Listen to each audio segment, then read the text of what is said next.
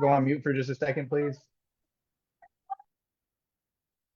Welcome, welcome, welcome, everybody out there. I am so excited to see you again for another discussion about restorative justice. I am so honored that so many people joined us last time to have this really important conversation about how we do actually transform a system when we want a new system. This is what I think the direction we go is. And we had a really incredible time talking with people who were really close to that RJ circle last time. And we're here to talk about, benefits for all, how this is really a community thing. This is Justice Reimagined, as the title goes, restorative justice as the path to healing and system transformation in Virginia. This is episode 2. I'm so excited for who we have joining us tonight. We have Parissa, we have Ebony, we have Travis, and we have Justice. You'll meet all of them more in just a bit. I want to take 2 quick announcements before we get going. So number one, first of all, Justice Reimagined is a really important term that a lot of people have latched onto to this particular issue. And so right now, BJA also has a separate initiative in Virginia. It is not the same thing. This is an informational session about restorative justice. They have a different initiative. Please check that out. Also, good people over there. But they are 2 separate things. I want everybody to know. Also, make sure you look for June 21st for the Power of Your Voice, Connections and Change, our event in Charlottesville. It's going to be over a dozen impacted speakers, this kind of thing, panels with really profound stories, but also workshops for empowering our voices. That's June 21st, all day at the Carver Rec Center. Come for a moment, come for the whole day. You will be amazed. I'm taking a brief shameless plug. I apologize, but we're really excited about the crew we have coming for that. And I hope all of you will join us for that too. But for now, we are going to jump right into this restorative justice discussion. We're going to have a little bit of background, just like we did last time, but mostly it's about the panel. And so I want to, before we get into the actual panel, I just want to introduce to everybody a little bit of who's going to be on there. So first of all, Ebony Moore. Ebony Moore is Amir Anthony Hayden's mom, and she has a story to tell. She is somebody who is not the person directly part of this circle, but somebody who is part of a community that was so incredibly uplifted by this. So hearing her story is going to amaze everybody. We will also be hearing from Ghani Songster, a little bit from CFSY before we get into the panel. He joined CFSY in March 2024 as their Transformative Healing and Restorative Justice Manager. In this role, he's helping CFSY to advance transformative and healing justice models across the nation. He's a founding member of Right to Redemption, the Redemption Project, and the Coalition to Abolish Death by Incarceration, as well as co-founder and director of Ubuntu Philadelphia.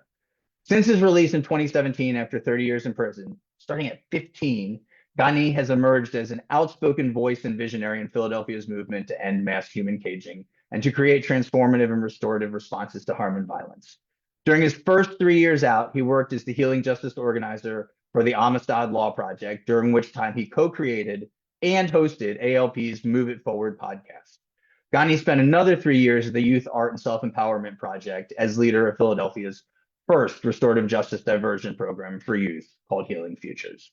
We will also be hearing from Humanization Project's own Harry Justice Trainum, known to his families as Antoine and by his friends as Justice, is currently incarcerated and has been for the past 28 years. Did not get a chance to do restorative justice himself directly and officially, but is doing this work on the inside. One of my very best friends and one of my heroes. He's used his incarceration to educate himself, becoming an inspiring writer and find purpose in becoming an advocate for criminal justice, education, and healthcare reform. He's also a loving son, supportive brother, nurturing uncle, and yes, the most trustworthy friend in the world. We will also be hearing from somebody who I'm really excited to introduce tonight, Travis Playbook. Serves as the CEO at Rafa Institute, bringing expertise in community development and organizational leadership. Their background reflects a commitment to addressing social issues and supporting marginalized communities. At Rafa Institute, Travis provides strategic direction and oversees the organization's initiatives, focused on providing essential resources for healing and thriving. This includes social support, economic opportunity, education, housing, and healthcare. Their leadership supports the Restorative Justice Diversion Program, an alternative for resolving felony cases in juvenile court, promoting healing and positive transformation. Prior to their role at Rafa, Travis contributed to community advocacy as a child advocate at CASA of the Pikes Peak region, supporting the best interests of children affected by abuse, neglect, and domestic conflict. During their tenure at the United States Army, Travis served as radiology technologist, utilizing diagnostic and computed technology. Their work history also includes service as a police officer in Nashville.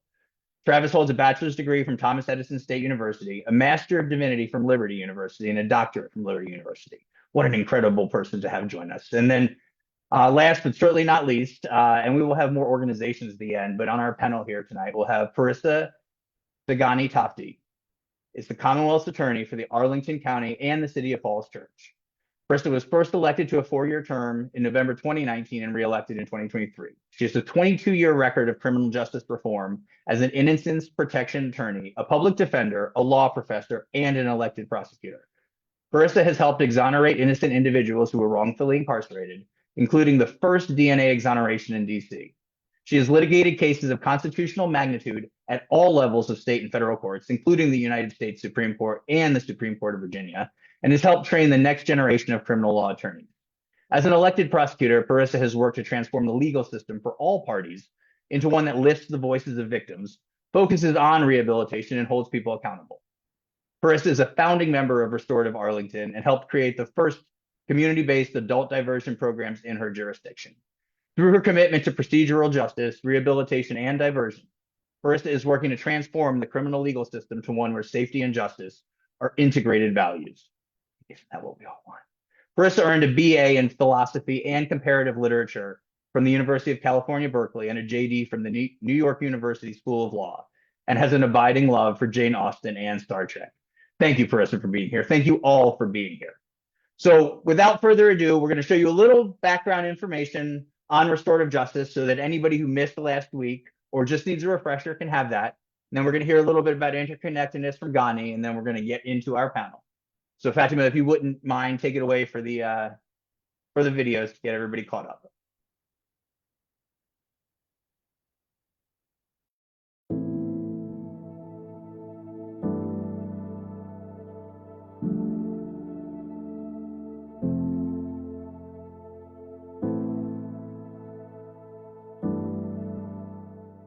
The way that we're going about addressing harm and addressing crime and addressing violence is deeply flawed. It exacerbates the situation. It's not stopping the violence. As the sentencing goes up, so does the violence. There's a different way to address this. There's been so much harm from punishing people, and it's such an old way of being. Like, it goes back into our times of slavery. More harm is being caused, and nothing's getting resolved. At EJUSA, we are working with communities across the country to develop restorative justice diversion programs that support healing and accountability. From California to Philadelphia, from Nashville to New Orleans, EJUSA is working with a network of partners to show that restorative justice is a more impactful way to build communities and keep them safe.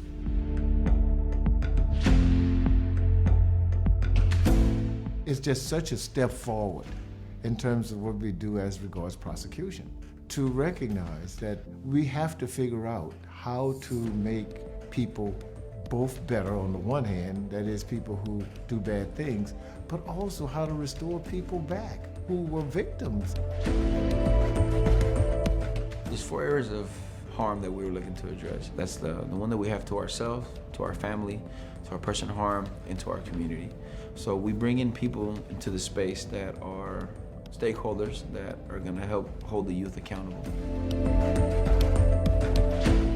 We help them learn what it means to account for harm that they've caused. It's not just looking at another person and saying, I'm gonna do something to you and therefore that's accountability. I held you accountable. No, we must have processes that invite people to learn what it means to account for what they have done. I had to own up to what I did, speak about what I did, meet the person that was harmed in the instance. And you had to look that person in their face, accept that, and go about it. And that was the only way for it to be complete. It was part of the plan. Like, y'all just told me what I did, and yeah, it hurt knowing y'all just like, yeah, you did that. But you gotta hear it.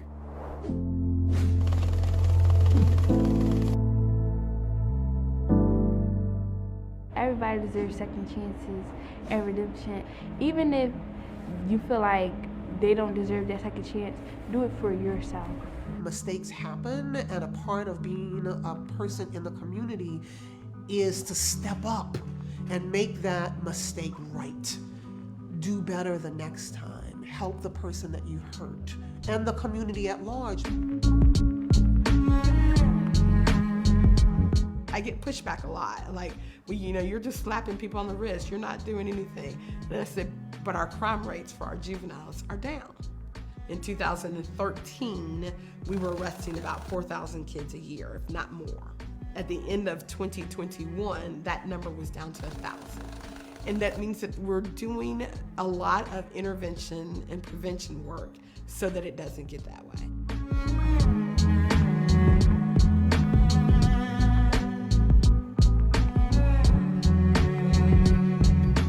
It's more than just about repairing the harm or reconciling differences around this specific incident.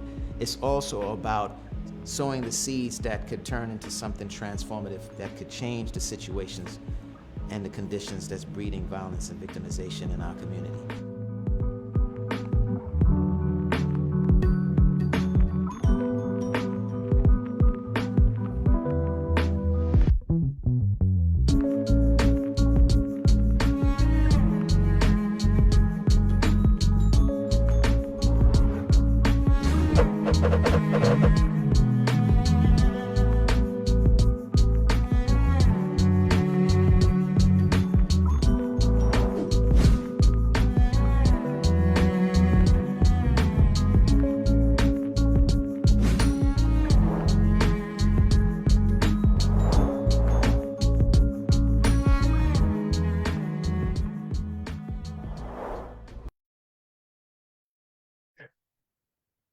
It's so exciting because not only is that video so well done, but two of the people featured in that video are here tonight to talk with us. And one of those I'm going to turn it over to in just a second. And I think it's important to just kind of note the through thread from last week. So last week we talked with people who had been part of RJ circles, both as the person repairing harm and the person having harm repaired, the very central, obvious roles. And everybody felt it was so powerful, but it doesn't just stop there. Tonight is about how this benefits us all, the entirety of our communities from all perspectives. And so interconnectedness is really a part of that. And there's nobody I like to hear talk about the interconnectedness more than this gentleman here. Gani, will you explain why interconnectedness is so much a part of this conversation? Thank you, Taj. Thank you. Good evening, everyone. My name is Kempis Songster. A lot of folks affectionately know me as Gani. It has been an honor, first and foremost, and a blessing to individually as well as on behalf of the Campaign for the Fair Sentencing of Youth to join the Humanizing Project, Equal Justice USA, Restorative Arlington, and others in this effort we're calling Justice Reimagined. We're all bonded by a commonality that is both unfortunate and hopeful.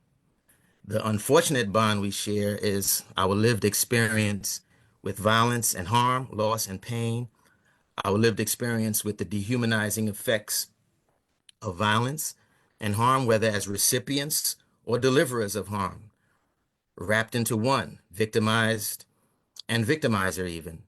In some ways or another, many of us here are bonded by the dehumanizing effects of the carceral state's response to violence and harm, beginning with what we were reduced to: offender, criminal, defendant, convict, prisoner, inmate, super predator, or the even more oversimplified victim, all beginning our severance from the human family. Not to mention the dehumanizing treatment meted out to us by the carceral system. The lived experience we share is also hopeful in how it nourished what was perhaps always deep within each of us: the seeds of accountability, truth-telling, healing, reconciliation, obligation, community, all core values of a term we're familiar with now: restorative justice. A term coined in the 1970s to try to describe or understand how indigenous people, ancestors all over the globe addressed harm, but not limited to a way of addressing harm, but a way of living day by day.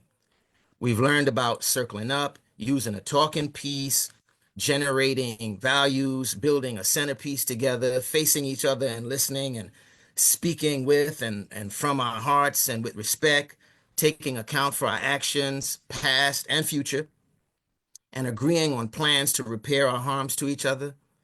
Restorative justice lit a fire in us to the ultimate question of justice, and that is, how can we live in a good way with each other? In the words of practitioner Dr. Carolyn Boyce Watson, the restorative justice paradigm widens our lens beyond the current legal system and reconnects us with a deeper sense of justice that resides within our human experiences. Justice is an essential element, therefore, in living well with other human beings. And some of us have learned to do this work adjacent to the criminal punishment system, not in partnership with the system, let's be clear, for there's no partnership with that kind of power imbalance, right? We've learned to go into unlikely and even inhospitable terrain to support responsible young people in exploring accountability and fulfilling their obligation to helping to repair harms they've caused to persons and to the community, while supporting persons harmed in crucial steps that they need to take to redefining themselves beyond the harm and finding wholeness again, and hopefully finding security, belonging, and comfort in the community again. The processes we address harm with is comprised of preparation, conference, plan completion, and celebration. And perhaps celebration, in my view, is probably not just as important as all the others, but maybe even the most important, because it's the part where the community comes together to recognize and award both the responsible youth and the survivor together, if possible, to celebrate not that a young person got off softly for causing a harm, but to celebrate possibility, to celebrate hope in breaking the hopeless cycle of crime and punishment, crime and punishment, crime and punishment, which rolls on ad infinitum, to celebrate our agency, our ability to resolve our trespasses against each other without handcuffs and cages, and to celebrate the reclamation of our individual and collective humanity, or rehumanization, after being dehumanized by harm. So in that sense, restorative justice has great humanizing and rehumanizing power for everyone who has been dehumanized by violence and harm through the commission and receiving of it, and through the criminal punishment system's response to it. Many of us here have become practitioners or restorative justice diversion facilitators in an effort to reclaim or regain our own humanity in a society that is built on and was literally erected on the principle, value, and goal of dehumanization. So salutes to everyone here tonight for your courage to commit to that journey and cause, for how you've come and how far you've come in your journey to rehumanizing yourself. And we're so looking forward to hearing the lessons, the insights, and the wisdom and the understanding you've gained from it all. Thank you so much, Gani. It is such a pleasure to have you speaking with us. I always feel a little bit wiser, honestly. There's nobody that radiates peace and interconnectedness more than this gentleman for anybody. Yeah, thank you so much. I'm going to jump right in. We're already a couple minutes behind because we need to hear all of this. So we're gonna go with it, and I'm just gonna turn this over now. The very first question to our first panelist, Carissa. What was your journey to participating in and now promoting and helping advocate for RJ circles, even though you were not personally someone involved in the direct process originally to introduce it to you? Thank you, Taj, and thank you for inviting me to the Humanization Project to be with this extraordinary panel of people. I feel very honored to be here with you. I am kind of an unusual suspect to be a prosecutor, and you pointed out, Taj, in the beginning, in the introduction, that I was a public defender and I was an innocence attorney. And I also have been victimized by violent crime. And so I came to all of this with the perspective of, like, I would watch my clients, and how they felt like they, when I was a public defender, how they really wanted to apologize and they really wanted to make amends. And there just wasn't any way to do it in the system that we have. And then I would see victims And part of my journey of making a decision to run for office as a prosecutor was I met for months with people who were affected by the criminal legal system, whether it was, people in communities that are disproportionately affected, people who are affected by because they've been victimized, and people who are affected because they created the harm.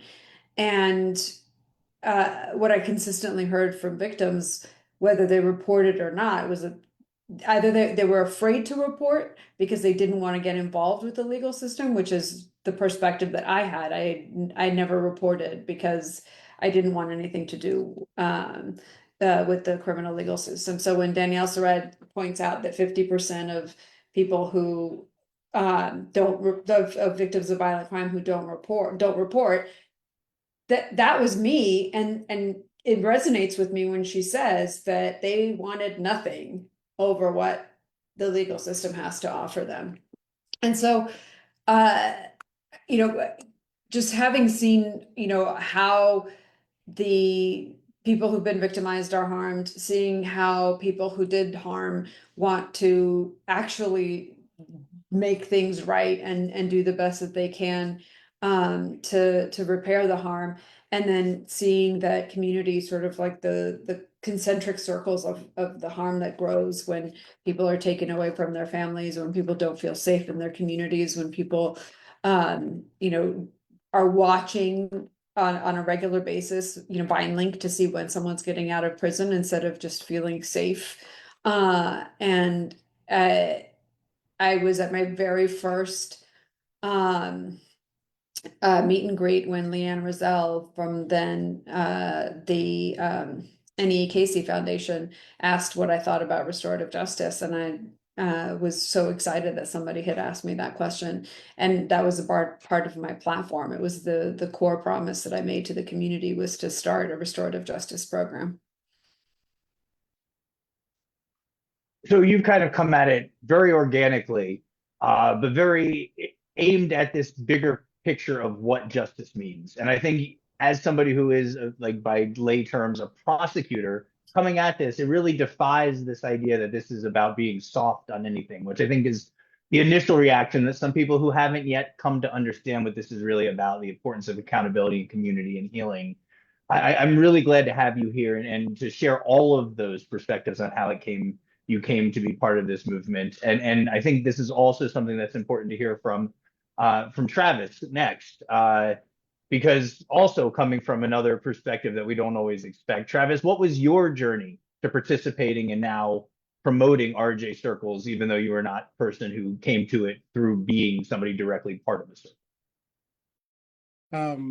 Thank you for having me. I echo Paris's gratitude.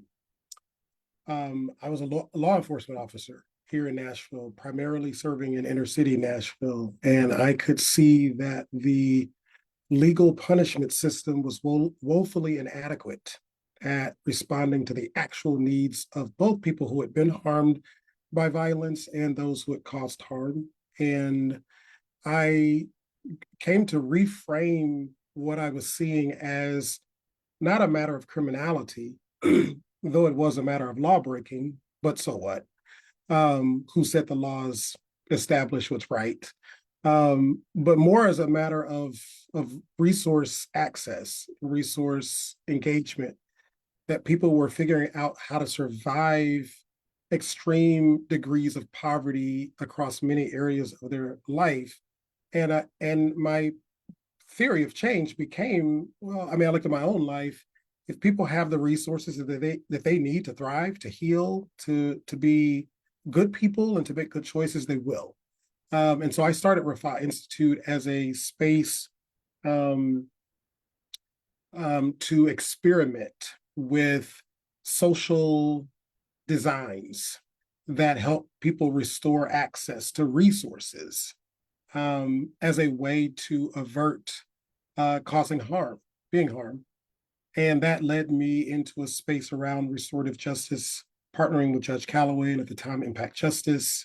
And so we launched the Restorative Justice Diversion Initiative. And so currently Refi Institute sees restorative justice as, in part, as a platform for process by which people who need a particular kind of social support, which is one of the 5 pillar resources we believe people need: housing, healthcare, education, economics, and social support structures. People who are impacted by violence, whether regardless of which side of the gun brings you to it, what you need most, more than an attorney, more than anything else, is someone to walk with you through that moment, and to stay with you through that moment. And we see restorative justice as a formal, systemic, structural process that provides just that. And when people have that, they'll move through that harm successfully in a way that they experience justice, healing, and transformation. Thank you. Thank you so much for being here. Thank you again, Parissa. Like, this is just already just has it. This is a different perspective. It is justice reimagined, and I think the interconnectedness thread is really shining through. And I guess I'm going to let that be a perfect segue to somebody else who comes at this from another perspective from within the community. Ebony Moore is a mother of Amir Hayden, and she has a story to share. And I would love, Ebony, if you would tell us a little bit, what was your journey to participating in indirectly and now promoting RJ circles, even when you were not the person directly involved in the harm that occurred? Hi guys, I'm Ebony Moore, Amir Hayden's mom. Well,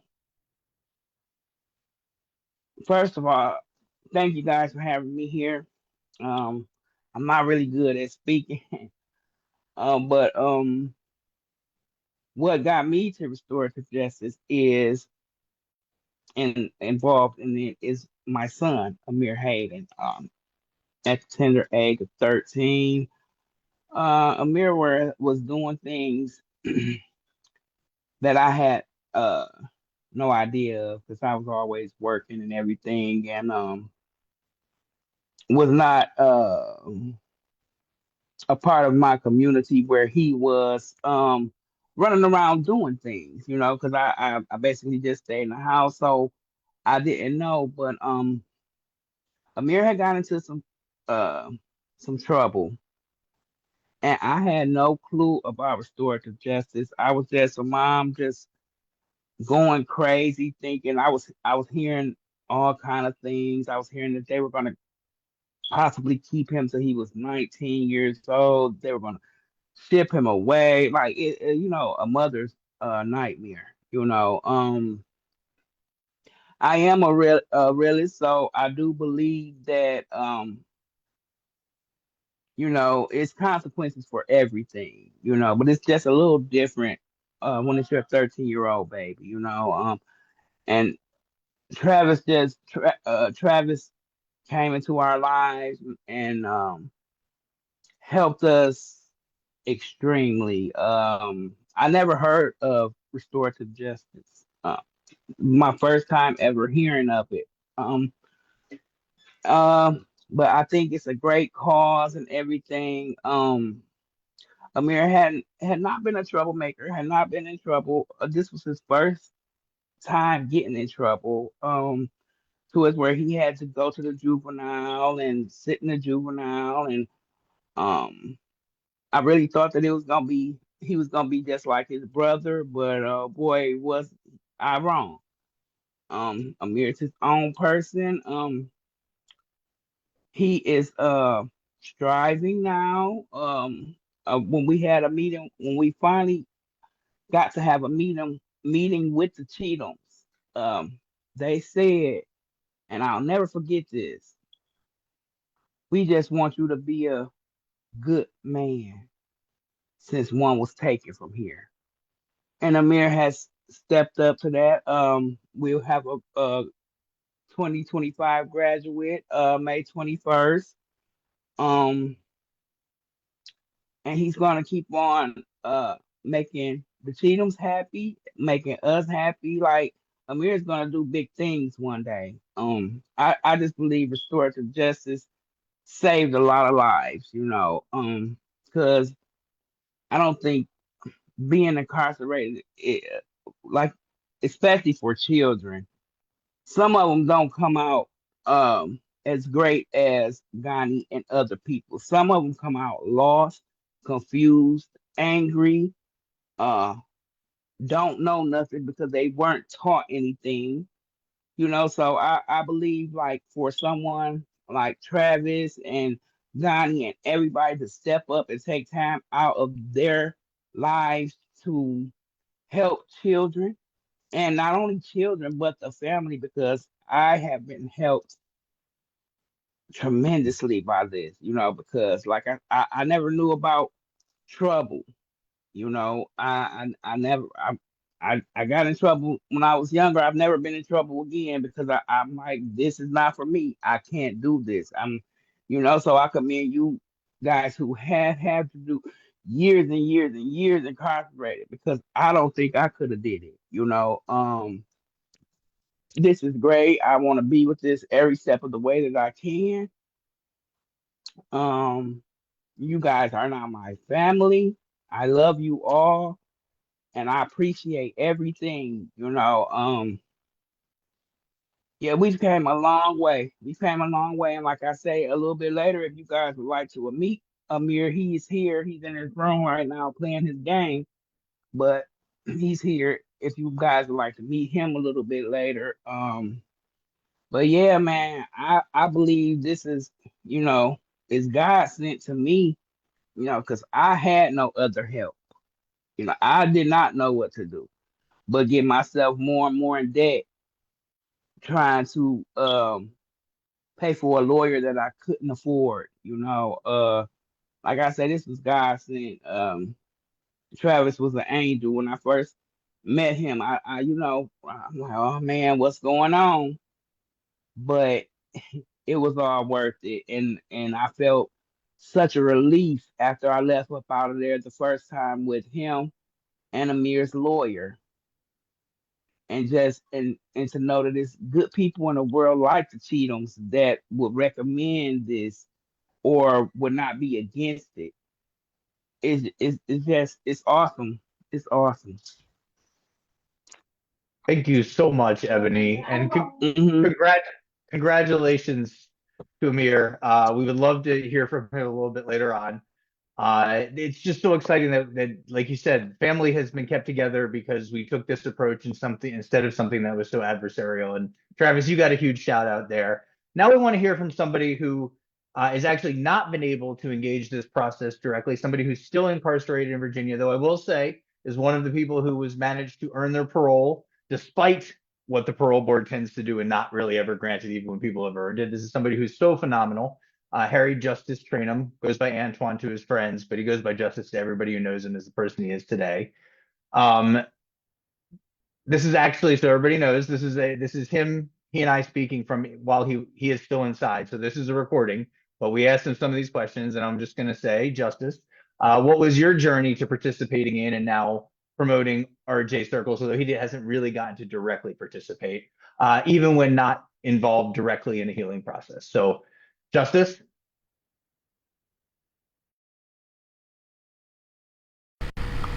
When I came to prison in the 90s, the concept of restorative justice was a foreign idea and practice. The common ideology of prison at the time was to classify and manage, in other words, to warehouse prisoners. Education, treatment, and rehabilitation were not advocated by prison administration. As a result, it left our healing, growth, and development in our own hands and within our own limits. This is the stark difference of prison then and now. Many of us did not have access to the tools to heal, grow, and restore ourselves. So I would say that's the difference. So what drew me to the idea of restorative justice was the ability to be able to restore ourselves. All the other programs at that time in DOC offered no direct connection to saying, hey, this is why you should do this. This is why restorative justice is important. This is how you heal. This is how you grow. Everything else was basically just telling us why we was wrong and how to correct our thinking from that aspect. As a practice, restorative justice equipped me with the ability to redefine myself and my situation in a productive and functional manner that has allowed me to understand why I must change my behavior and be in constant service to others, and the importance of the accountability I must take. By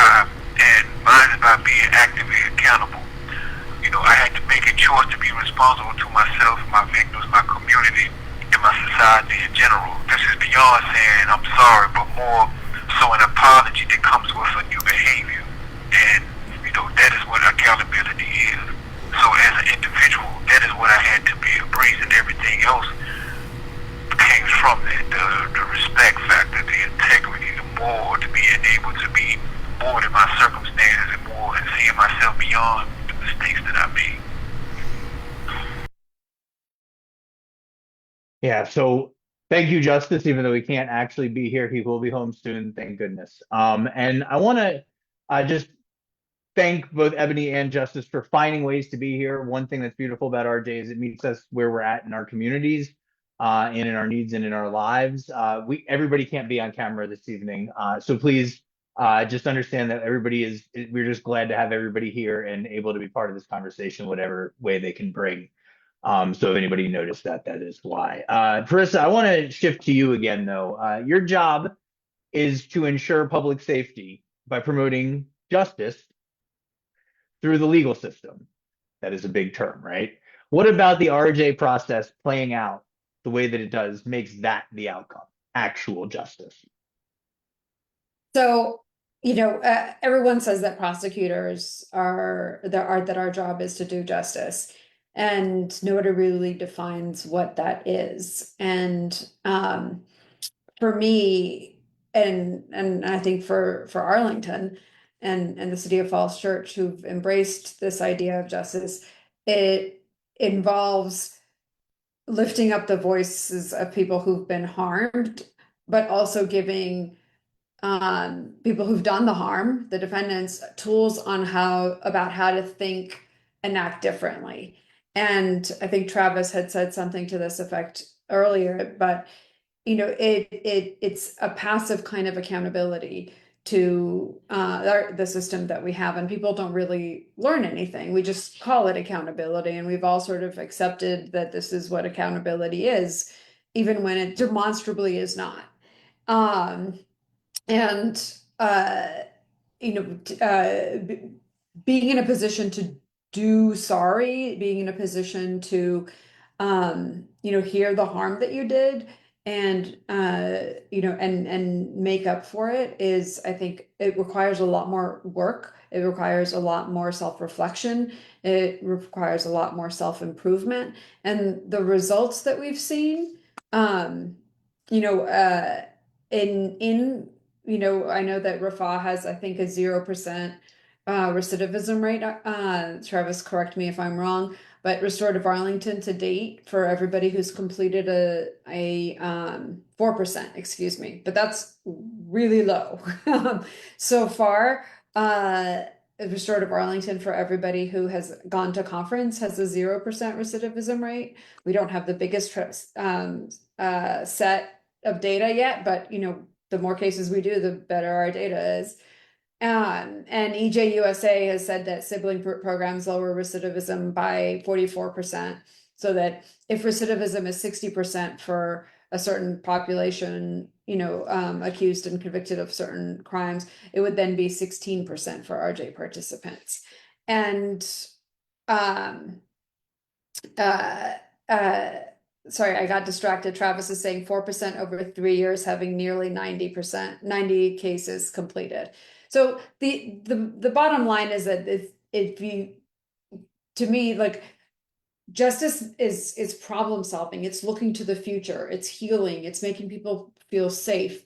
And one of the things that we forget about when we incarcerate people is who is coming out, because 95% of the people that are incarcerated come out. And what tools are we giving them to act differently? And so RJ, it's quite the opposite of what my detractors and the detractors of RJ in my community want to call it, which is quote unquote hug a thug. But to me, it's not justice to put somebody into a carceral situation when a victim is wanting to feel safe and wanting to understand what happened and wanting to know why they were a target.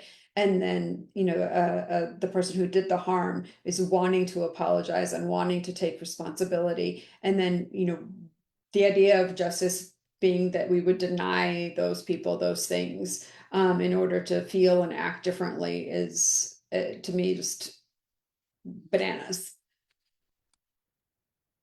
And the system Yeah. we have, frankly, doesn't work so great. And so it's time that we start doing things. If we want different results from our system, we need to act differently and we need to do different things in the system. Sorry, I didn't mean to. I apologize. I thought you had finished earlier. I No, I had an apologize. afterthought. But don't just talk about it, be about it, right? That's something a lot of us who are impacted by the system have heard people say, but that's in terms of accountability, that's what RJ does. So I want to I think that we want people to come home healed and ready to be positive members of society. Don't just warehouse people. It doesn't make any sense and it's not working. Travis, this kind of extends that. What shortcomings do you see in our current traditional justice system that the RJ process addresses more effectively? Because you have been an actor in that system in a traditional sense. Yeah, I think this is a very important question. One that 2 minutes probably doesn't adequately afford. But thank you. If I could probably point out one of the most basic shortcomings, it's the reduction of harm to a legal code. And in so doing, ignoring the true impact of harm. Therefore, the legal system's response to an event is, and I shouldn't say legal system, I should say legal punishment system. Its basic response is to the violation of a code rather than the impact of a harm. Therefore, people who have been harmed are left having their property, their emotional and psychological property, and even physical property reduced to the violation of a legal code. This is the equivalent of your accountant rounding your books to the nearest $10,000. Who would want that accountant? And so what restorative justice affords the parties related to the harm is the opportunity to truly name all the pennies, nickels, dimes, and quarters and dollars of the harm and have them accounted for beyond merely the violation of a legal code. And that is one of the most basic shortcomings. So whether I'm the person who's been harmed, I get to name all of my cents, CENTS, of my harm. And if I'm the person who's caused harm, I get to respond to all of the pennies of the harm that I caused. And also, I get to interrogate and examine all of the pennies and dimes and nickels and quarters of my own harm that has led me to causing this harm, such that I can now experience a transformation process that positions me better to never cause this harm again, which is what every victim wants. Don't do that shit again to me or anybody else.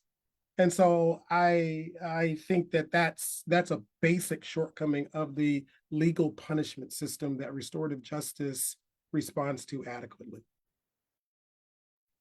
That was a phenomenal job getting a whole bunch of really important stuff into a really condensed space. Thank you, Travis. And that's actually a really good opportunity to point out to everybody. This is one conversation, the second part of one conversation, and we can't even get it all in. We're going to run a few minutes over tonight. I can already tell we got too many incredible voices, points we need to make. But also, every single person here is working so hard. So check out Restorative Arlington, check out EJUSA, check out CFSY, check out RAFA. Check out all of the organizations we're going to highlight later and everybody who we've heard from so far that's doing this work. And you will learn more and you will get more engaged.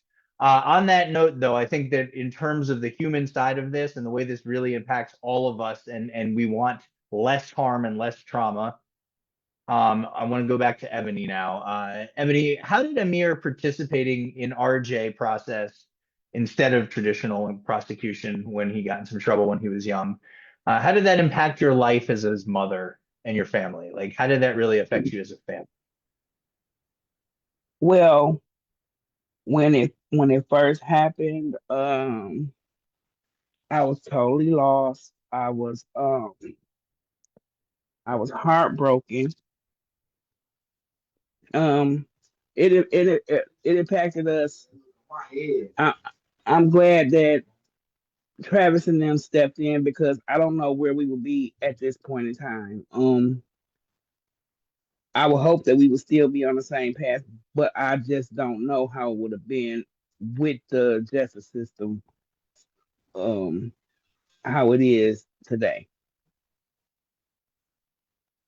So it helped us great. Like I said, we about to have a graduate. Um, he's gonna be that great man that he's supposed to be because of restorative justice.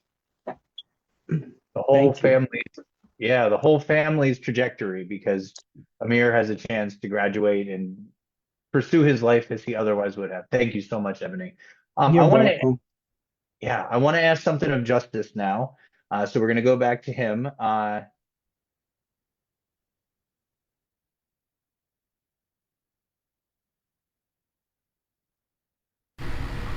So, what aspect that is still missing, what aspect of restorative justice that is still missing from the current approach to justice do you think would have the biggest benefit if it was implemented widely, and why? I believe that to be the true accountability aspect. Because I mean, that's the aspect of restorative justice is missing is that accountability from a more in-depth concept, if that makes sense.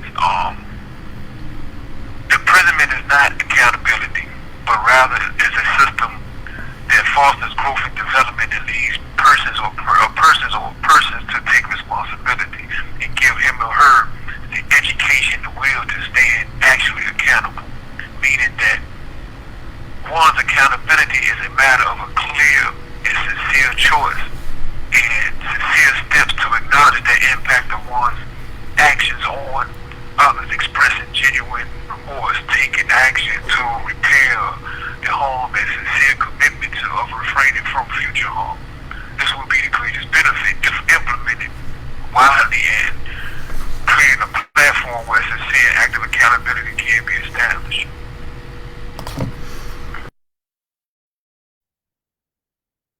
So we see a common theme here. Everybody's really, from every angle, seeing the accountability and the making of better people on the other side of this process is a really important thing. And isn't that what promotes healing in community? I want to go back now and to this idea of the people who've been harmed, survivors, victims, different settings call for different terms. Parissa, you mentioned this earlier, and Travis, you also kind of got at this a little bit, but how does a restorative justice process support the dignity of those who've been harmed, people who are survivors, victims of violence and serious harms? I mean, at a very basic level, it listens to them. When somebody reports and they come into contact with our victim witness team, and they say, what I really want is to know that this is not going to happen again, to know why it happened, to know that this person is not going to do it again. And those kinds of they may not, some people actually ask for RJ explicitly, but some people are asking for what RJ does in the sort of lay terms that we talk about with healing. And to afford them that kind of process and those kinds of answers, I think is the height of what we can do to respect the fact that they are more than what happened to them, and that they deserve a measure of healing. And then the other piece is that the system that we have right now is really not designed to consider the fact that it's designed without any regard, rather, for trauma. And in the process of going to court and listening to somebody plead guilty, which it's their right to do, and then going to court and listening or even hearing about the fact that there are suppression motions, and then hearing denial upon denial upon denial. All of things that are necessary parts of a system that has due process. But those pieces and having to testify over and over again, they actually re-traumatize victims. And so it keeps, like, we keep harming them to the point where, when we're calling to give victim updates, like, it's triggering and traumatizing. And look, I don't want to be a part of a system that does that. And so that's sort of the reason why, I think it's the most victim-centered thing to do, is to listen and to provide, opportunities and options for victims, so that we aren't forcing them to relive the worst thing that ever happened to them over and over again and creating more harm. Yeah, this is about an opportunity for those who've been harmed, for victims, for survivors, to have a voice in the process of what is done in accountability, right? That is a really important thing to note. Thank you so much. And that actually ties right in, Travis, as a former law enforcement officer, right? We've all heard Persa alluded to the hug a thug moniker for this, and just the idea of being soft on crime. And we all know that that's silly rhetoric as a general principle. But what would you say to somebody who doubts RJ specifically as approach to being soft on crime, or something akin to that? Compared to what? Soft on crime compared to what? Compared to what we currently do in the legal punishment system? Really?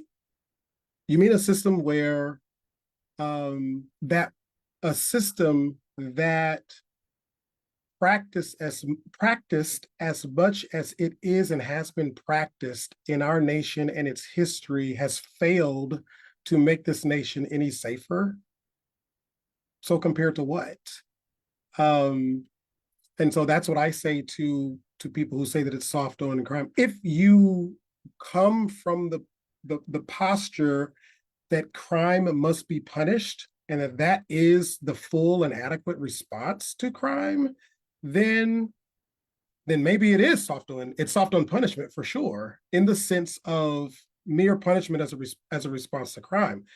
But once again, I think there's a fundamental attribution error by the legal punishment system that equates justice and accounting to punishment, and that's a failure. That is a failed logic. Restorative justice appreciates both community safety and accountability and responsibility for repair. It does all of those things in ways that the legal system cannot do it. And so I say, prove it to me. I would say the current criminal punishment system is soft on crime. And restorative justice is very, very robust. And if you've ever been through, ask Amir, ask Ebony, ask the Cheatham family, how difficult of a process it is. There's nothing soft about it. Punishment is passive, as Danielle says, and requires us to do nothing. Yeah, and the numbers show it. Recidivism is lower, so that's actually reducing crime and bringing more healed, more balanced people from every direction into our communities, right? So is it punishment, or is it less crime that we want? That's a really good question. Thank you, Travis. I just want to take this moment to, if you've got questions or comments that you think you'd like to have a shot to have some of these incredible panelists say something about, make sure you drop them in soon. We'll get to those in just a minute. Thank you, everybody who's out there. This is really, really wonderful. The amount of engagement, we appreciate you. And now I want to turn back to Ebony, actually, and ask you on a very, this human level again.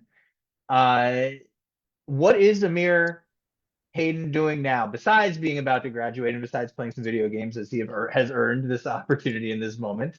What possibilities in his life are now possible that wouldn't have been without RJ? What is the human benefit here? Well, right now what's possible is basically him learning how to express himself without at first he had a problem with expressing himself and things like that. But now He's well spoken. He definitely knows the consequences that could happen from him doing things that he's not supposed to do. When at first, before all of this happened, I think he just thought he was slicker than a can of oil and could just um get away with things. Now he see that it's real, and he knows what could have happened without restorative justice because we talk about it often. Um, he wants to, he wants to strive in life. He wants to be something. It's just it's I can't come up with any more words for it. It's been great. It's been a bless. I know it's been a blessing to all of us, to my whole family. Um, you know, I thank God for it every day. Would you like to? You had mentioned earlier he might want to say a word. Does he want to join us for a moment right now to tell everybody what he's doing with this opportunity to have pursued this path? Oh, of course he would. Amir, here. Hold on, guys. Cause let me.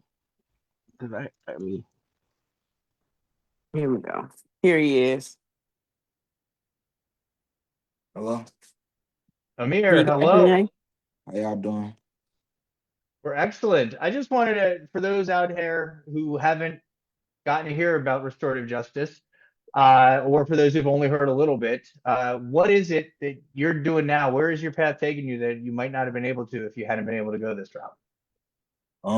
Honestly, it's a lot of things that I wouldn't have been able to do now. Like, I might not even have been out at this moment, you know? So it's like it's so much. And then the plans and the thoughts that I've had, such as me going to HVAC school, I don't never think I would have thought of that. Well, It's we congratulate you. Thank you so much for taking the path and growing and committing to the process like you have. But thank you for taking a moment. Is there anything else you want to tell everybody? um yeah, I'm finna graduate this Wednesday. And basically all you gotta really do is just put your mind to it and thrive for it. You make it. Well, congratulations, man. We are all really, really proud of you, and I'm really happy for you and your family and your whole community, man. Thank you for saying a word. No problem. At that moment, then I'm actually going to switch back to another question for Justice. If you would, Fatima, cue that up, please. Let's all hear. You have not been able to officially even lead restorative justice circles in DOC because that's not something that they officially embrace, but you have been a facilitator and developed curricula in a number of classes. Were you able to incorporate any of the elements of restorative justice or any of those perspectives in doing that? And to the extent you did, what impact did they have? And what were the limitations in the current carceral setting? Yes, I have. But let me start by saying I have not been formally taught the principles that make up restorative justice. But I've embraced the principles of restorative justice. And as a peer leader, I teach, advocate, and incorporate these principles of restorative justice. Simply, or rather, such concepts as empathy, respect, and integrity, and of course accountability, is a fundamental in asking my prayers to look at people in the world differently. That's the impact that it has had. It has laid the foundation for my peers to question themselves and their ideas. It gives them new information to self-analyze. And these efforts can be hindered sometimes, but at the end of the day, once they get to that point where they can self-analyze, you'll see the impact of it. Is there somebody, this is an unplanned follow-up, is there somebody or a certain situation where you've seen the impact of increased empathy or accountability or self-reflection in somebody that has gone through some of the courses that you've helped lead? Yeah, you see that often, and it's not a uniform thing. It's dependent upon the individual. Like, you might have one individual who self-analyze and reach a point where they slow down and question the choice, the decisions, or the choices they're about to make. Where you have others who become more studious of it, or you have some people who might get a sense of work ethic, and want to keep searching to go deeper and deeper by those fundamental principles. Because each of those are principles that make up restorative justice. We have to embrace them and make them our own. Yeah. Alrighty. So it's always exciting to hear from our loved ones inside, especially the ones making change and those who come home and have done that as well. So we're really grateful to have everybody here tonight. I want to thank everybody again. Thank you all out there. We are planning to go to 9:30. We might be just a couple minutes over, but we want to make sure we get one more planned question for everybody and then some audience time and some organizational spotlights. So I want to come back to Ebony for one more planned question because I think it's really important for people to hear this. Ebony, how would you think your community would benefit if RJ was an option for all of the young people who have ever made a mistake, made a bad decision, and accounted for harm? Oh man, if it was in everybody man, this community would be it would be no crimes. It would be no crimes because they would be understood. They would be understood. See, restorative justice understands these babies, because that's what they are. They're babies, They're just trying to act grown. But I believe that it would be 100% crime free if all the youth was able to just get a little taste of restorative justice. I believe that it would be no crime among the youth because they will be understood and not misunderstood and not looked upon as, oh, he did this, so he's just bad. It doesn't be that way all the time. Everyone makes mistakes. Some people mistakes just they don't have consequences like the ones that they try and give these babies all their life in prison because they made a mistake. I feel like it would change. It would definitely change the community around me if all the youth had a chance. Yeah, and the evidence certainly seems to bear that out. Thank Oh you, Ebony. yeah, you're welcome. Hang on Thank for just a you. second. We might have some questions here coming in from the audience for you, but thank you Oh, so that's much. fine. That's fine. Okay. And yeah, and the evidence does seem to bear that out. I want to kind of get a slightly different frame on the same kind of question, but directed to somebody who serves as a prosecutor. Marissa, what benefits could we expect from a public safety perspective if our justice system widely adopted restorative justice processes instead of strict court-based prosecution in a punitive criminal punishment system sense, which I really love that term we've been using tonight. Well, so we know that harm is cyclical and that people who have been harmed tend to be the people who then sort of go on to commit harm. So I think stopping that cycle where when somebody has experienced been the victim of harm, stopping that cycle right there so that it doesn't continue, or to address harm that they have suffered in the past, in addition to what has been going on, makes for a safer community. From the perspective of the individual who did the harm in this particular case, I've talked earlier about the recidivism rates and how dramatically different they are. Like there is no tool that we have that works as well as restorative justice for the system. And of course it has to come, as Travis said, with housing and other opportunities and things like that. So you need sort of the baseline of basic needs met, but you also then have restorative justice helping people deal with accountability and helping them, internalize the motivations to be a good person and to be better and to not commit harm again. And then and then I'm sorry, I lost track because I started looking at the chat. And then you've stopped the cycle, like for both of those people, and then you stop the cycle for their families as well. because now people are not missing a father or a brother or a mother or a sister. And so the family units are more intact. And so, you have like a stronger community from that alone. So we need to have better measures than simply recidivism, because we need to be able to track, how a more whole family is better for everybody, and better for the community, and the effect that has on generations, not just a particular individual.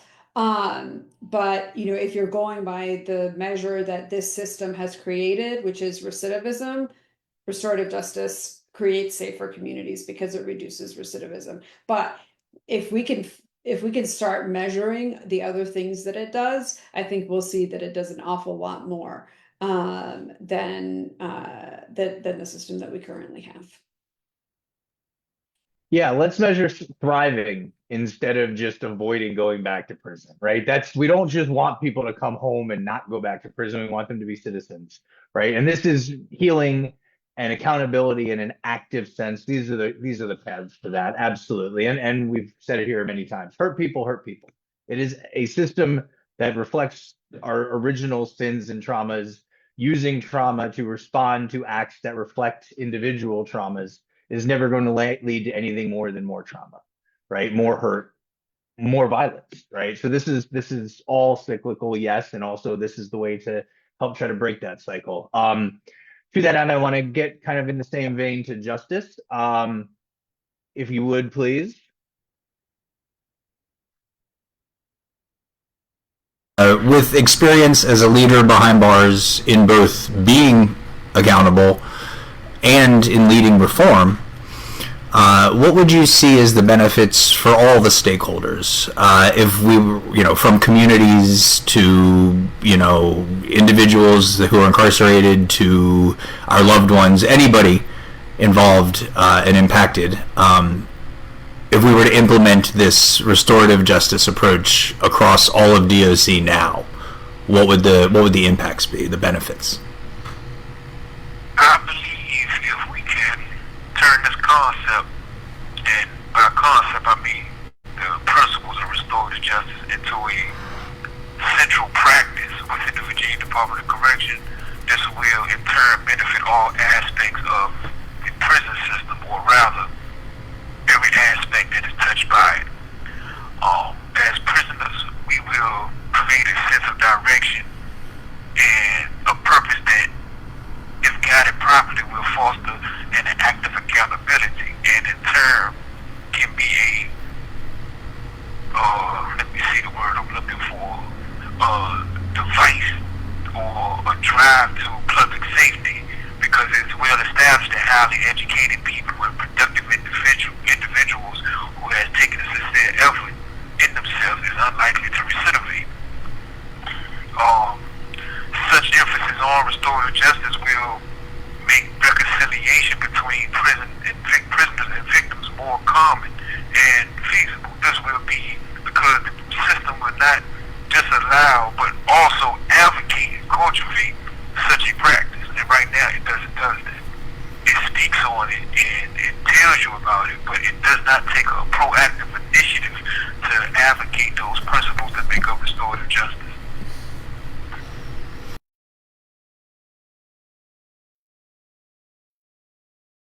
Yeah, love hearing from him. You will all be hearing more from him because he's going to do incredible stuff when he comes home later this summer. He is just a phenomenal leader, and so glad to have him here, that he took his time while he's trying to do his own reentry after nearly 3 decades of making his own accountability. But I do want to ask our last planned question here for Travis. Travis, what would you say is the most impactful or innovative work you see being done in this realm right now? Now, everybody keep in mind, if you got questions for the panelists, get them in now before I pass this over to Travis. But also, we will be having more spotlights on some of this work after this. So stay tuned for just a few more minutes. But Travis, what is the most impactful, innovative work, sir? Yeah, Taj, thank you so much for asking that question. And Parisa, God, I wanted to jump through the screen and grab you and hug you and say thank you for highlighting some of what I think is some of the most important work happening right now. At least this is the space that we at Refi Institute are thinking, and it is untethering restorative justice from the legal punishment system as a fundamental engagement. And the way that I'm thinking about that is,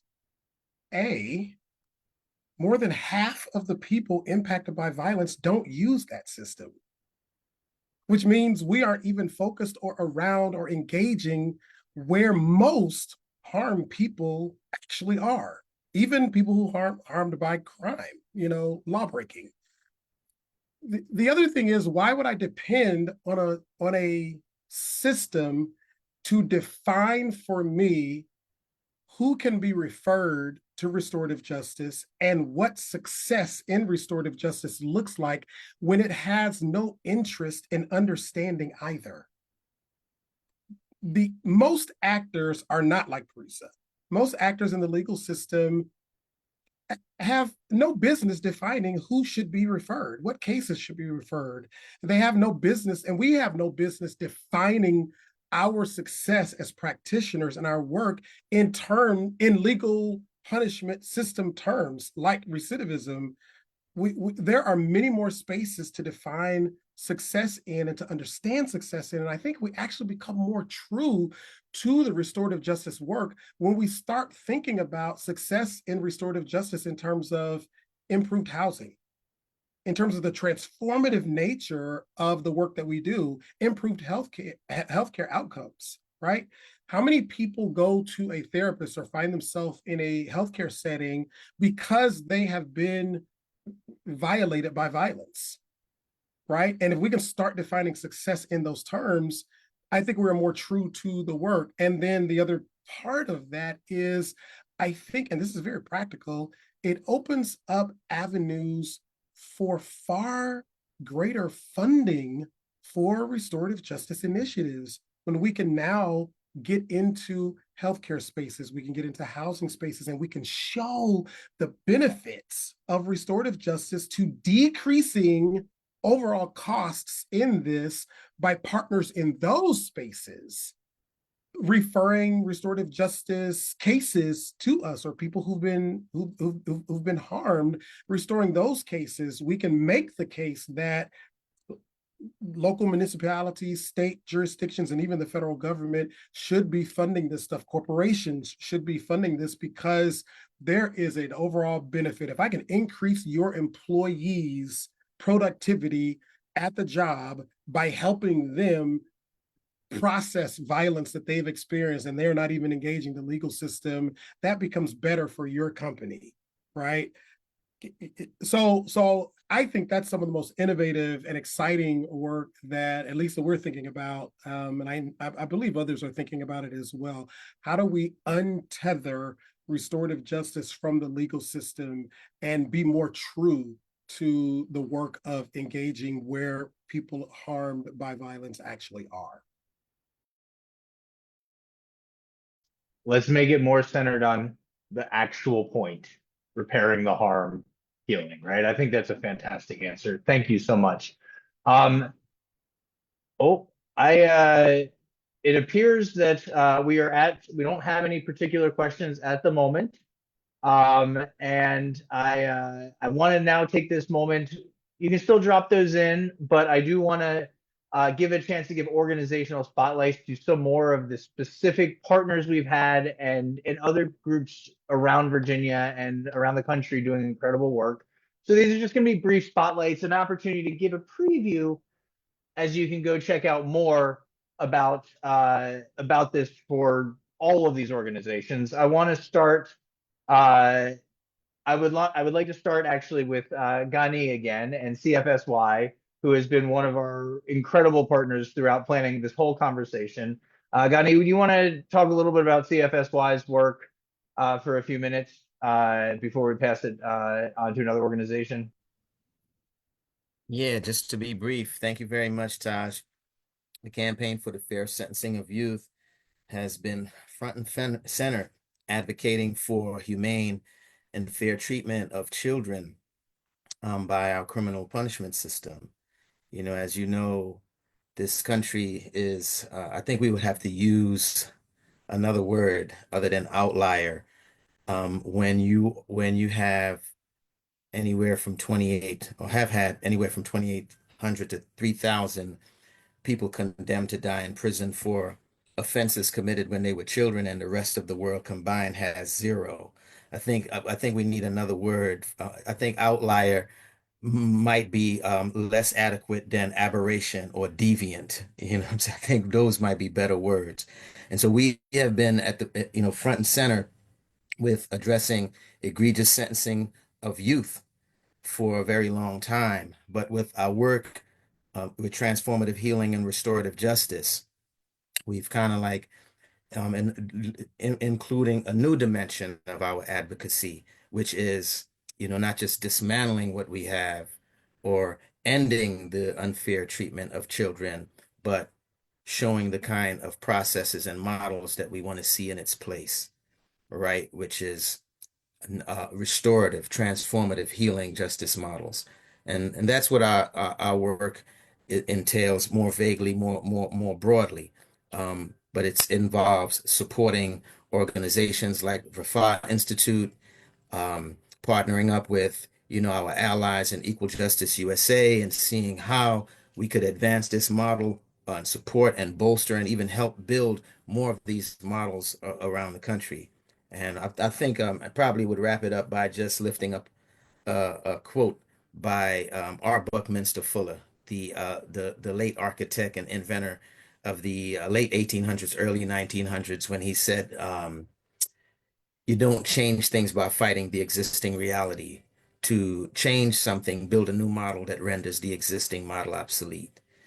And so that's our work with transformative healing and restorative justice is that aspect of abolition, right? Not just ending what we have or what we don't want, but building the world that we want to see and want to live in. Yes, Justice Reimagined. Yes, thank you for being with us this evening and help put this together and for all the work you're doing. Everybody check out CFSY's work on this. There's a CFSY Virginia chapter that is doing some good work too. Also check that out. I want to go back now. Travis, do you want to talk a little bit? You alluded to a lot of it, but do you want to give a little overview of what Rafa is about for those who are seeking to, because wow, you have just been so powerful sharing tonight. And thank you, sir, for joining us. Well, thank you for having me. So besides, what I was just referring to previously, we remain committed to being an institute, to being a lab for experimenting with models. Gani talked about developing models, and we exist in the same space. We remain committed to being practitioners of restorative justice so that we can stay close to the work and how it feels for people like Ebony and for the Cheathams and so forth.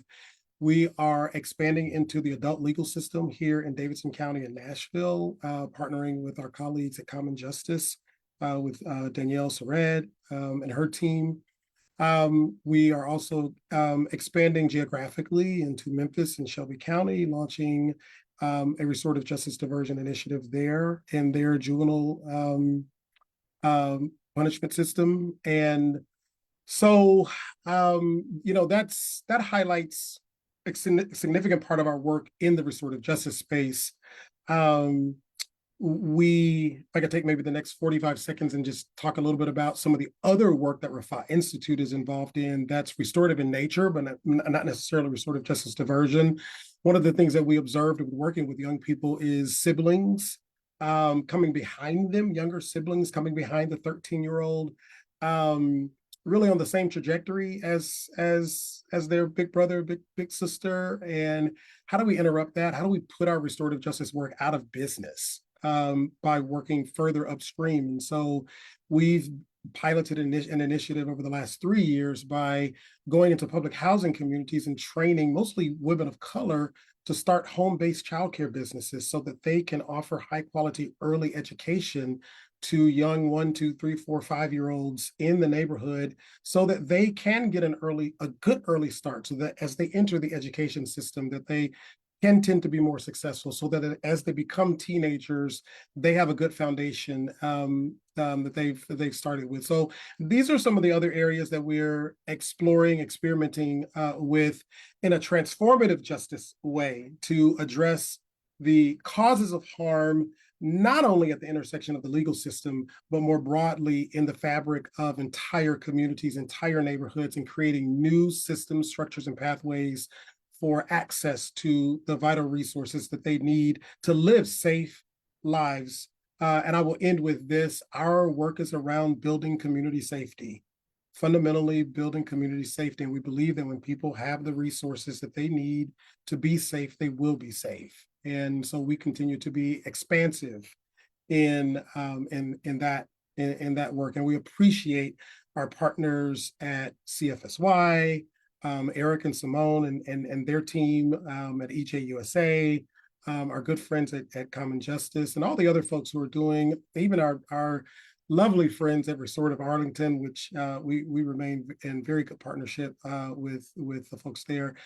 So and our new partners here at the Humanization Project. Thank you so much for inviting us into your community. So thank you for the partnership. That's an important part of the work, being in good partnerships. It really is. I mean, we can't reformulate not just what we're against, but a new version of justice without all of us coming at this as a community together. And Travis, you really highlighted a lot of that.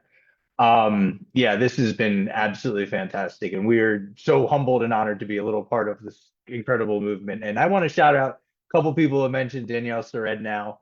Common Justice has not been part of this event, but the little bit of spreading the word that, and actually Justice, my friend Justice, our advocate inside, who we heard from tonight, Harry Trainum, he read that book. It was he and I sharing that book that first got him into the idea. So I do want to shout out the incredible work of Common Justice that is interwoven into a lot of what we've all been doing. And anybody should listen to Danielle Sered speak about restorative justice also on many of the many podcasts and other forms that she has done this really, really well in the work that they're doing. Now I want to turn it over to somebody who's doing incredible work leading this here in Virginia, Restorative Arlington, who has been mentioned and was discussed a little bit in our first episode. We have Laurel here from Restorative Arlington. She's going to tell us a little bit about what's going on with them here. Perfect. Good evening. Thank you, Taj, for introducing me. And thanks to our partners at the Humanization Project, Equal Justice USA, and the Campaign for the Fair Sentencing of Youth for putting together this webinar along with us. My name is Laurel Smith-Bacon. I'm one of the program managers for our Restorative Justice Diversion Program, Heart of Safety. I'm also a former board member of Restorative Arlington. I train, I circle keep, and I facilitate for Restorative Arlington. Restorative Arlington, it was initiated by a larger group of community members and stakeholders in 2020, and we organized into a nonprofit in 2021 with the mission of bringing comprehensive, values-aligned restorative justice practices to Arlington County and the larger Potomac Valley region. I want to offer a special thanks to the two other founding board members, and they're here tonight. The Honorable Parissa Dagani Tafti, our Commonwealth's attorney. She's been our stalwart partner in the heaviest of times, and we're grateful to have her here tonight. Thank you, Parissa. Restorative Arlington is rooted on the west bank of the Potomac River, just on the other side of the river from Washington, D.C. Our community has been hit hard by recent changes in the executive branch, and we know that community building, peace building, and honoring the humanity of all of our community members is more important than ever. We are building. We'll never stop, but this is where it's starting, or we're restarting. We're building a circle training for our community that leans into power mapping and seeks to understand the commitments of our movement to repairing the first and second harm in practical ways. We're building a restorative justice option for survivors of sexual harm, intimate partner violence, gender-based violence, and domestic violence with our partners at Doorways, which is a 40-year-old victim service provider in our home. We are expanding our core restorative justice conferencing program, Heart of Safety, And we're also building capacity so that we never again have to turn away or waitlist victims of crime. We're cultivating interns and new teammates to be the next generation of leaders in our movement. So we're inviting you all to build with us.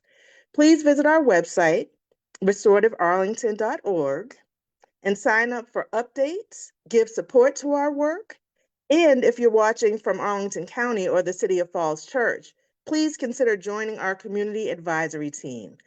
I've offered some links for you to engage with us. And again, thank you to all our partners and panelists. We are honored to be a part of this. This isn't just something that we believe in. This is who we are. This is a movement. This is a paradigm shift. And we are ready to, I'm going to say for the fight. I didn't want to say for the fight, but we are. We're ready for the fight with love. So thanks for having us. Joy and love are the revolution. I think both have been said at various points, and I think that they both apply here tonight. Thank you, Laurel, so much. And I just wish we had forever to talk about this. There's so much good stuff going on. We only just now got to hear from Laurel, and this is the first time we're about to hear from two of these other organizations in Virginia that are doing really phenomenal work. And there's so much more than we have time to share. So make sure you check out everybody who's been featured here tonight. Right now, I'm going to turn it over to Ashley Sonali Matthews with Central Virginia Community Justice, who is doing in an unexpected place some really powerful work in this region or in this realm. Ashley? Great. Thank you guys so much for having us. And I will keep these remarks brief because I know we're getting late into a Sunday evening. But thank you to everyone for all your words. And I just wholeheartedly agree with what everyone has lifted up about supporting both those who have caused harm and those who have experienced it. Central Virginia Community Justice works in Charlottesville and Albemarle. We are lucky to also live in a community with two prosecutors' offices who wholeheartedly support restorative justice. And really thankful to those two offices for not only starting the pilot program that turned into CVCJ, but continuing to work closely with us throughout. So we've primarily been doing criminal diversion RJ pre-plea, meaning that folks have the chance to have the charges fully dismissed or sometimes on occasion reduced at the conclusion of the restorative justice process. We also don't set any limits on the types of cases we take. So we will take a referral for any type of charge and any level of charge. We've done cases ranging from vandalism or embezzlement to physical assaults and sexual harms. So we're able to work with any type of case as long as the folks want to do it. We also provide restorative conferencing for non-criminal harms. We're working closely in Charlottesville City Schools for the last year and this semester, and looks like we're going to be back there again this coming school year. So we have facilitators who are there every week supporting students, both proactively and in response to situations that occur there. And we also provide, training and support for groups who want to learn conflict resilience. And the only thing that I just want to highlight, agreeing with what everyone's saying about recidivism and how this impacts folks, we survey our participants at the end of their case and at the end of their conference. When we ask people, would you recommend restorative justice to someone else who was in your situation, meaning someone else who was harmed, someone else who was responsible? And the average response of every survey we've done is 8.9 on a scale of 1 to 10. 94% of our participants agree or strongly agree that they're leaving the conference with a greater sense of well-being than they had before. And 94% of our participants agree or strongly agree that the agreement repairs the harm as much as possible. Our prosecutors, for some reason, don't give these kinds of surveys to the folks that work with them on their cases, but I just don't know that those would be the results that we would get for folks who go through a situation through prosecution. And so, we're thankful to be here. So thankful for all of you and all the learning that we continue to do from all of your wonderful orgs. And thanks so much. Thank you so much, Ashley.